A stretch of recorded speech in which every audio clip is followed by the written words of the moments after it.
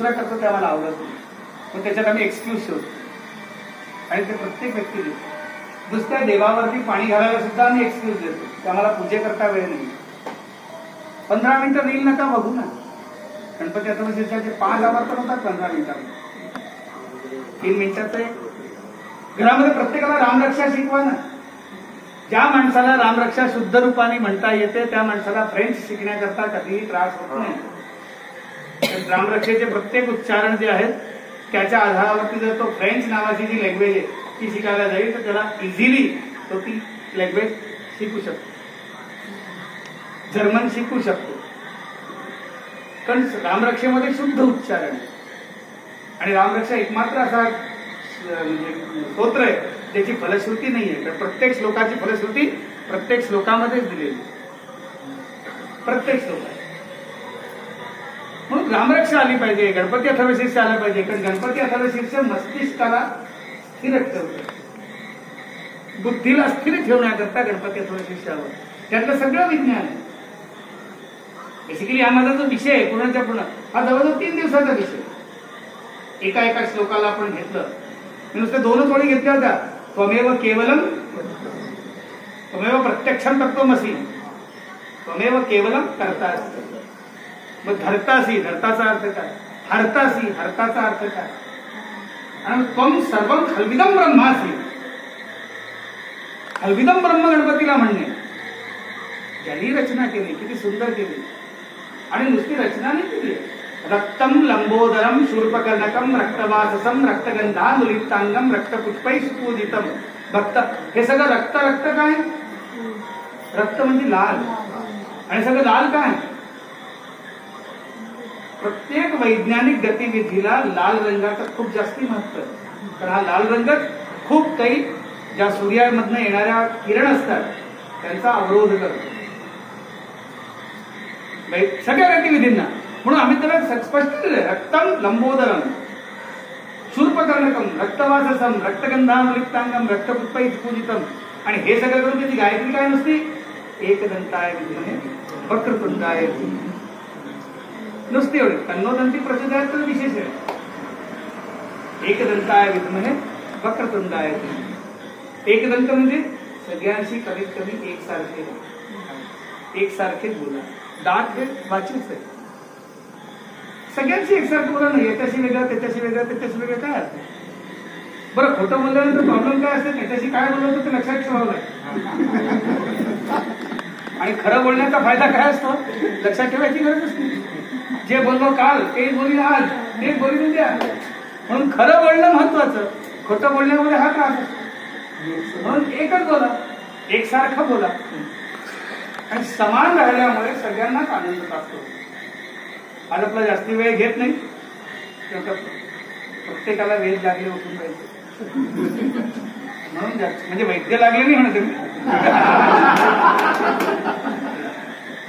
वेध लागले तिथून जायचे.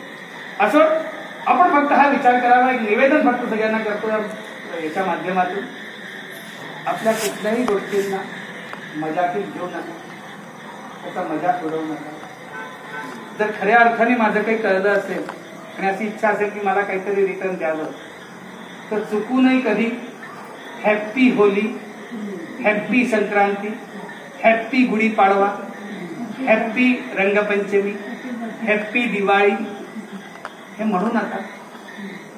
कारण कोणीही व्यक्ती दुसऱ्या पंथाचा किंवा दुसऱ्या धर्माचा हॅप्पी लावत नाही. तो म्हणतो मेरी क्रिसमस, तो म्हणतो ईद मुबारक. तो कधी हॅप्पी ईद म्हणणार नाही, तो कधी हॅप्पी क्रिसमस म्हणणार नाही. आम्हीच दुर्दैवानी हॅप्पी लावतो. का ते मला माहिती नाही. आणि कृपा करून ज्याला जमत असेल त्यांनी वाढदिवस तिथीला करा, तारखेला नका करा. तारखेचं कॅलेंडर सुरू होऊन 2024च वर्ष झालं. आपलं कॅलेंडर सुरू होऊन 28 कलियुगे कली प्रथमचरणे जम्बूद्वीपे भरतवर्षे भरतखंडे नर्मदायाः उत्तरे तीरे गोदावर्याः दक्षिणे तीरे. हेच ना आपली लोकेशन. काय हीच रे. आपण इंदोरला बसलो ना, इंदोर नगरे. आपली लोकेशन लक्षात ठेवा आणि तिथी कळू द्या. कारण आपण जर नाही केलं ना तर येणाऱ्या जनरेशनला तिथी शब्दच नाही कळणार. आपण जर त्या तिथीला नाही केलं तर तिथी कळणारच नाही. मग फक्त डेथ अॅनिव्हर्सरी, बर्थ अॅनिव्हर्सरी. तर आम्हाला फक्त तेवढंच माहिती आहे या दोघांच्या मधली मॅरेज अॅनिव्हर्सरी. कारण बर्थ झाल्यानंतर डेथ होईपर्यंत मध्ये जे घडतं त्याला मॅरेज म्हणतात. उगाचच्या अशा अॅनिव्हर्सरी नको. बेस्ट आहे की आम्ही हॅपी शब्द सोडावा, त्याच्या जागी शुभ शब्द आणावा. प्रयत्न करावा जितका जास्ती होऊ शकेल. कोणी दुसऱ्यांनी जरी म्हटलं तरी त्याला सांगावं. आणि शाळेवाल्यांनी किती कंपल्सरी केलं तरी आपल्या लहान मुलांना क्रिसमसच्या वेळेस सांता क्लॉज बनवू नका. तर कुठलीही ख्रिश्चन शाळा जन्माष्टमीला गोपालकृष्ण बनवून बोलवत नाही किंवा रामनवमीला राम बनवून बोलवत नाही. पण आमची सामान्य शाळा सुद्धा, ख्रिश्चन शाळा नाही, सामान्य शाळा सुद्धा 25 डिसेंबरला सांता क्लॉज बनवून बोलवते. आम्ही तसे नाही.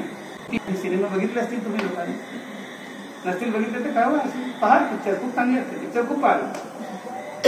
फक्त मी आता तत्वज्ञान घेतलं की कुठे अपमान होतोय, कुठे सन्मान होतोय. छोट्या छोट्या गोष्टींचा अपमान जरा बघा. खूप चांगलं आहे बॉलिवूड, पण बॉलिवूडमध्ये मराठी माणसाची हैसियत काय माहितीये? भांडे घासणारी गंगूबाई. त्याच्यावर मोठा कोणी मराठी माणूस कधी बॉलिवूडमध्ये दाखवला नाही. आणि तरी सुद्धा आम्ही बॉलिवूडला ऍक्सेप्ट करून घरात बसलेलो.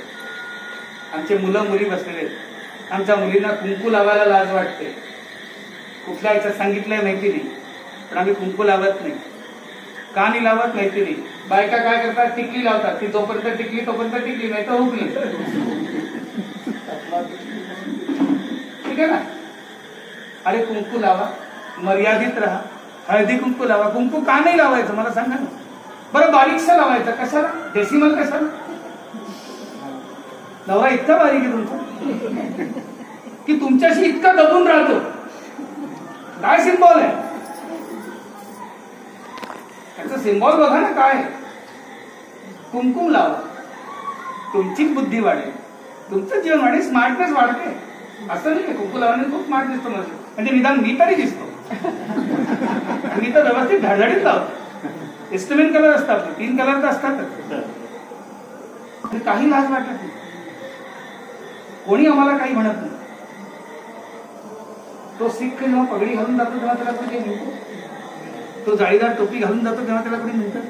मग तुम्ही गंध लावून गेला तर तुम्हाला कोणी काही म्हणे? मग काय इंग्रज म्हणताय? आम्ही रक्षाबंधन करायला तयार नाहीये, पण ऑगस्टच्या पहिल्या रविवारी त्यांची पेंट बांधायला तयार आहे. ही स्थिती आमची. आम्ही आमचं कल्चर इतकं सोडून दिलं आणि आम्ही त्याला सपोर्ट करतो. आई हे सपोर्ट करते, जे कपडे मी घालू शकले नाही ते मी माझ्या मुलीला देते. मग एखादीशी मुलगी कपडे न घालतात ब्रीफकेस मध्ये बंद सापडते.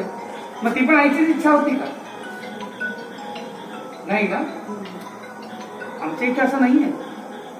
म्हणून या गणपतीच्या माध्यमातून आपल्या संस्कृतीकडे वळा. हेच खरं ज्ञान आहे. म्हणून याला ज्ञान म्हटलेलं आहे. विशेष ज्ञान हेच ते गणपती. आणि हे ज्याला कळलं त्याचा व्यवहारिक जीवन झाला. आणि असं कळावं ही 60 उत्तराची कहाणी 5 उत्तरे सुरुवात संपूर्ण. याचाही अर्थ सांगून देतो. जे 60 वर्षापर्यंत नाही कळलं ते पुढल्या 5 वर्षात तरी कळावं. म्हणून 60 उत्तराची 5 उत्तरे. आणि तोपर्यंत जर नाही कळलं तर मग त्याच्यानंतर काहीच नाही. काय पुढचे दात तुटल्यानंतर तर रामाचा सुद्धा लांब होतो. दातच तुटला तर मग र म्हणताच येत नाही ना. र तर इथेच असतो. दात गेल्यानंतर तो लांब होतो. मग तुम्ही किती लांब लांब म्हणा तो लांब लांबच होईल. मग तो कशाला जवळ येईल? मग त्या रामाला जवळ घेण्याकरता समोरचे दात राहू द्या. तोंड घाशी पडू नका. आणि म्हणून गणपतीचा उत्सव साजरा करा अशी श्रींचरणी इच्छा.